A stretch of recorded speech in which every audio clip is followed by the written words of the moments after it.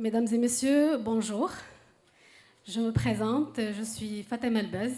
Je suis manager à la direction emploi à l'agence MC à Morocco. Et c'est un immense plaisir pour moi de vous accueillir aujourd'hui à ce séminaire international sur le financement basé sur les résultats. Mesdames et messieurs, avant de démarrer, nous allons commencer par un petit point logistique. Nous avons prévu une interprétation simultanée durant toutes les sessions du séminaire et nous avons mis à votre disposition à l'accueil des kits pour l'interprétariat. Donc pour les participants qui n'ont pas encore récupéré ces kits, je vous invite à le faire. Nous allons maintenant démarrer ce séminaire avec la séance d'ouverture. Et nous avons l'honneur aujourd'hui d'avoir parmi nous des invités distingués.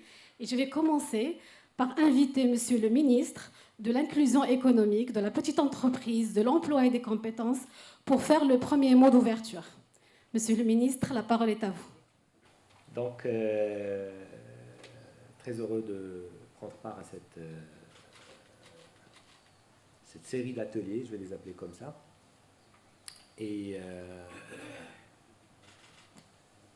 très heureux aussi de pouvoir partager avec vous ces quelques moments. Malheureusement, les programmes des gouvernements sont assez chargés ces derniers temps. Nous sommes entre plusieurs sujets.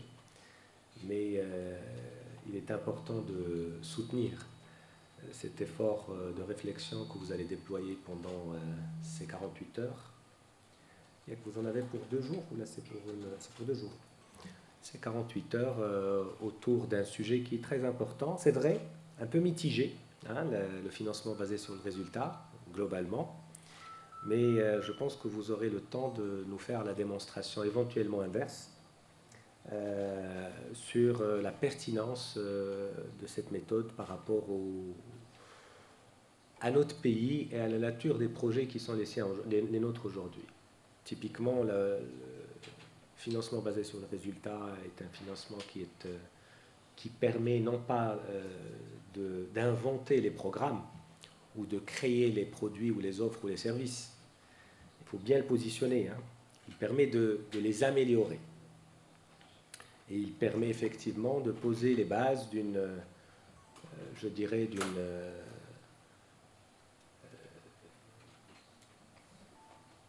certaine rigueur dans la façon d'attribuer les deniers publics pour pouvoir être sûr que l'impact social notamment des politiques en question est augmenté.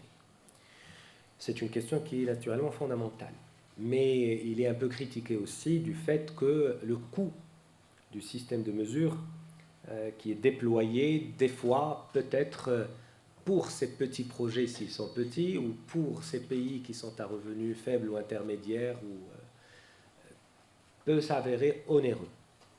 Et donc notre challenge aujourd'hui, c'est de pouvoir, sur la base d'un retour sur expérience, et c'est l'intérêt. Et c'est l'intérêt de ces 2 journées, c'est que nous avons une expérimentation et nous devons en tirer quelque chose. Donc l'intérêt pour nous, c'est de pouvoir dire, est-ce que sur la base de l'expérience qui est la nôtre aujourd'hui, couplée au modèle, couplée aux outils, couplée à la mécanique du système, est-ce que pour les questions de l'emploi, pour les questions de l'employabilité en particulier, avec les différentes strates que nous avons au-dessous, est-ce que nous allons en faire quelque chose? Est-ce que c'est scalable? Est-ce que c'est quelque chose qu'on peut aussi élargir, généraliser? Donc ce sont les questions fondamentales qu'on se pose à l'échelle d'une politique publique. C'est un peu ça le sujet. Par la suite, effectivement, nous envisagerions, au cas où, effectivement, en faire aussi un pilier important dans nos modalités de contractualisation avec les acteurs. Car en définitive, l'autre équation qui se pose est une équation d'échelle. C'est-à-dire, nous avons un nombre important de NEET, 1,4 million. nous avons des politiques de l'emploi, nous avons de l'intermédiation, nous avons des politiques à asseoir à l'échelle territoriale. Il y a de l'expérimentation qui se fait dans des initiatives comme l'Initiative nationale du développement humain. Bien. Mais soyons clairs, ça ne marche pas globalement. Ah oui, parce que l'insertion que nous avons n'est pas bonne. Et les parcours de nos jeunes ne sont pas satisfaisants. Et l'expérience vécue est problématique. Et les années se cumulent chez les gens qui souffrent du chômage. Et au fur et à mesure, le bout du tunnel, on ne l'a pas. Toutes les enquêtes vous le diront. Donc, je ne veux pas qu'on se satisfasse de la méthode ou des outils ou de l'élégance des approches. Je ne parle pas de celle-là seulement, hein, de tout ce que nous expérimentons. Donc, à l'échelle d'une politique publique, ce qui nous importe, c'est de pouvoir adresser aussi la masse et les masses des gens, et que les politiques que nous adoptons soient adaptées à nos moyens et à nos défis. Donc, le challenge, il est là. Donc, pour moi, la question de l'échelle, la mise à l'échelle, elle est fondamentale. Parce qu'autrement, on va rester dans des pilotes partout, et le pays, on a suffisamment vécu de pilotes, et on le vit assez. Donc l'intérêt de ce programme, de ce partenariat, c'est qu'il permet de montrer le chemin, c'est qu'il permet d'expérimenter, c'est qu'il permet de tester les approches, mais pour un gouvernement pour lequel la problématique de l'échelle est posée, il est important de vérifier, non pas la pertinence de l'approche, parce qu'elle peut être pertinente à petite échelle, mais la mise à l'échelle, est-ce qu'elle est possible, et quels sont les nouveaux coûts quand nous serons à ce niveau-là. Donc, sur le plan politique, pour moi, c'est ça le niveau d'exigence qui fera qu'on pourra investir ou s'investir davantage ou pas, même si, dans l'absolu, effectivement, et de façon très intuitive et en relation avec la reddition des comptes, en relation avec toutes les approches que vous connaissez, mesurer c'est salutaire, mesurer l'avancement, ne dépenser qu'à l'acte, en fait, ne payer qu'à l'acte est quelque chose de très très important, mais encore faut-il que cela puisse adresser les masses dont nous disposons. Et donc, la dernière idée que je voulais partager avec vous, c'est que la question de l'échelle, pour nous, elle se pose sous plusieurs facettes. Eh bien, nous avons un État, c'est bien, organisé, il a des agences d'intervention, il y a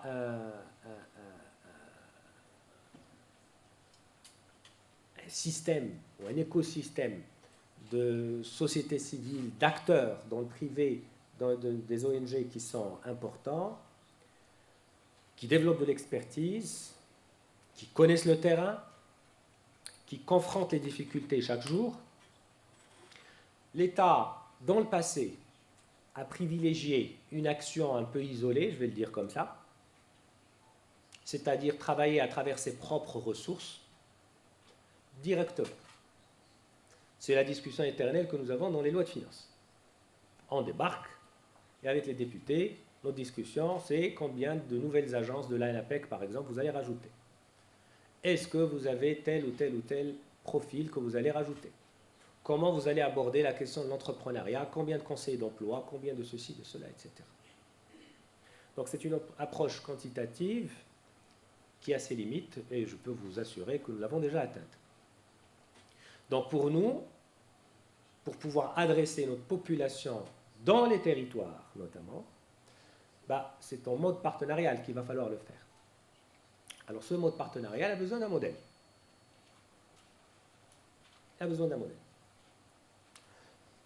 Et ce modèle doit être suffisamment flexible pour accomplir 3 missions importantes. La première, c'est de donner aux acteurs une chance de se structurer. Car si vous payez à l'acte du premier jour, tous les frais fixes déjà engendrés, les frais de structure, vous n'allez pas les couvrir. Donc soit vous allez considérer dans la théorie de l'agence, sur le plan conceptuel, que c'est votre devoir de le faire, et donc c'est votre devoir en tant qu'État de structurer les acteurs, et du coup vous devez couvrir des frais de structure pour que ces acteurs puissent se mettre en marche et fonctionner sans avoir à chercher des revenus qui vont dégrader la qualité de leur recrutement, de leurs approches et de leur type d'accompagnement. Et auquel cas, il va falloir splitter le modèle et s'occuper de ce premier volet. Le deuxième volet, c'est que vous devez, dans votre modèle de labellisation ou de partenariat, vous dire que, à partir d'un certain moment, ces acteurs-là vont fonctionner et je vais devoir les rémunérer, mais je rémunère effectivement un peu l'exploitation du dispositif, pas l'investissement qu'ils ont fait pour monter le dispositif. Parce que ce sont deux sujets qui sont complètement différents. Et nous l'avons expérimenté dans d'autres sujets, comme dans le domaine des transports, par exemple, publics urbains, où tous les opérateurs sont déficitaires. Et donc quelqu'un doit s'occuper des investissements et l'exploitation, on essaie de faire en sorte qu'elle soit équilibrée. C'est un peu la même chose. Pour qu'on ait un réseau actif, intéressant, qui puisse fonctionner. Donc ça, c'est un élément fondamental dans notre approche si on voudrait généraliser. Je suis en train de vous parler des conditions de généralisation. D'accord ?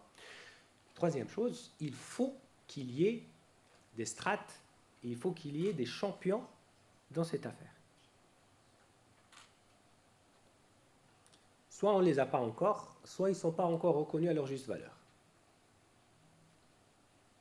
C'est-à-dire des ONG ou des acteurs tête de pont sur lesquels nous allons nous appuyer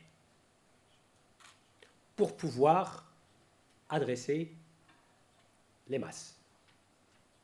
Ça peut être un zoning dans le pays pour dire que tel opérateur va s'occuper de telle région, tel opérateur va s'occuper de telle région, comme ça peut être autre chose. Donc voilà, vraiment si j'ai une recommandation ou une demande en fait, parce que comme ça on pourrait aussi avoir le retour de vos travaux, ce sont ces conditions-là. Quel est le modèle de généralisation? D'abord, le modèle actuel avec ses coûts inhérents, et voir quelles sont les zones d'optimisation, et est-ce qu'il est soutenable, jouable, politiquement portable. C'est ça le sujet. Deuxièmement, quelles sont les conditions de généralisation en prenant en considération les trois aspects.